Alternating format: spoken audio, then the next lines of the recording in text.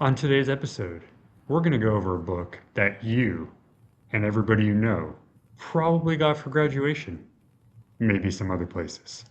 Let me tell you what it is when we come back. Mom's here to join us.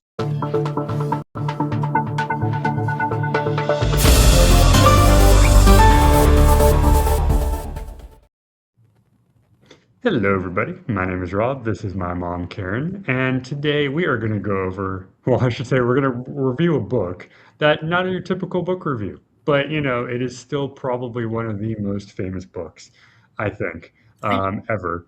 We're going to talk about Oh, the Places You'll Go. Yes, that one by Dr. Seuss, and discuss why it kind of is more than just a fun little read.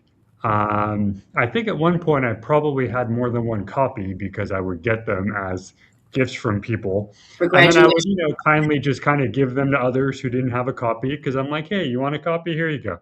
I do have one that I kept that I still look at once in a while. Um, and not only we're going to go over it, but I'm going to read a little bit some of the passages as we go, just to kind of give you some little snippets of what it sounds like. So, first off, why does this book still work, whether you're a kid, an adult, whoever you are? Because on the surface, it's Dr. Seuss, and the assumption is Dr. Seuss is automatically for, the younger crowd. But in reality, and this actually goes for a lot of his books, he actually writes more deeply in books that are under 100 words. Because some of his books, I think, were only 50 words. Yeah, Like he wrote a lot of books that were very short and hit harder than probably some of the bigger, thicker books that are right, out there. right. So in this book, we talk about things like uncertainty, failure, waiting, but also growth and success. He doesn't automatically tell you, hey, good job, you did this, now you're going to go off and do whatever. He actually says the opposite. He says you're going to have some issues. You're going to struggle a bit.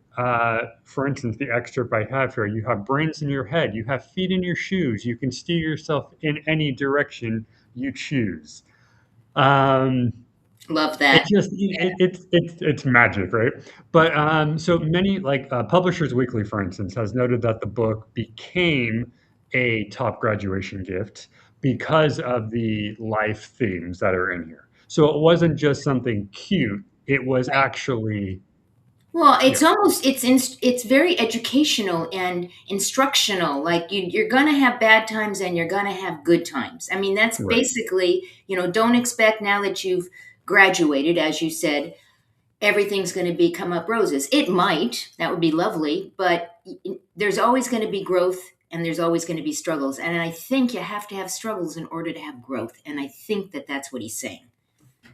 That yeah, I would agree, and I mean, New York Times has had the book on their bestseller for decades after the release. I don't know if it's still up there now, but for the longest time, it was one of the bestsellers, which also gives you an idea. And then other analysis have just described it as the life cycle narrative. So not necessarily a kid's book, but actually a how-to, like you were mentioning a second ago, a It's like, how-to yeah, life. it's like layers. The book has layers to it. If you're an adult, you're going to read it one way. And if you're a child, you're going to read it through the lens of a child, right?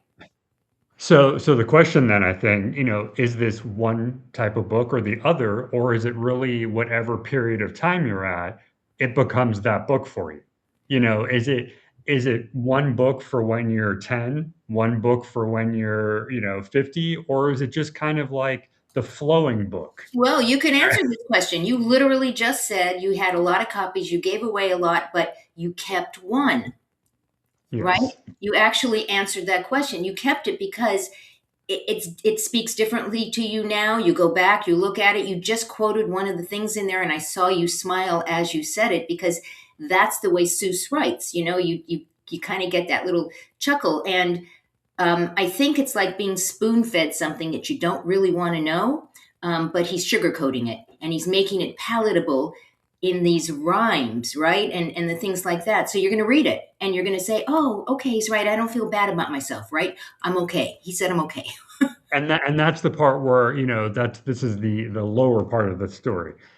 When you read it, you think it's going to be this happy whatever, but really there's a lot of pages of it where you Mhm. talk about being lonely, you talk about being confused. He even writes about the waiting place, where Mhm. people literally just sit and do nothing because they're expecting of something, but nothing ever comes of it. He says, "You'll get mixed up, of course, as you already know. You'll get mixed up with many strange birds as you go." He talks about you'll be waiting for the train or the bus to come and go, and all that stuff. So this is the reality part of it, I think. This is that, the real life is you have to wait for the opportunity, you have to wait for the Right, change. But I also think he also is saying, don't just sit, take the step to go and right. try it. Of course, you have to, if the opportunity isn't there, you have to obviously wait for it to come, but also have the ability to maybe push it a little bit. Yeah, and know that you might struggle, but keep going. Keep going, right? And scholars who study children's lit actually acknowledge that this book is somewhat about anxiety, something about uncertainty, which for a kid's book is very off, very rare. It's not the thing you write in a book for, a middle schooler or an elementary But school. did you read when you read it, did you think, "Oh gosh, this is not appropriate for me"? No, No, because I mean, obviously at the time when I first read it, I couldn't one way or the other. Now when I look at it, I see more through the depth eyes of and an adult. detail. Right, through the lens of an adult. The American Psychological Association actually says that the stories include, or says research supports that stories that include this kind of struggle actually help you process real life situations, real life events, to Yeah, the point where you can kind of use it as a resilience tool. You can kind of say, hey, this book, read it. It's, I don't know, 20 pages. I don't know how long it is, and then just think about it for a minute. Use it for your the good of, but also use it for the negative. Use it for both angles, because both angles I think are equally important. And I think that the one question I had here was, have you ever felt the waiting place? Have you ever felt like that was that oh moment of yeah, you're doing it? stuck. Yeah, absolutely stuck, and you can't. You just and you know you're stuck. That's the thing. You know you're stuck. You're just sitting there, and you're just. I know I got to do this. I got to get up. You're stuck.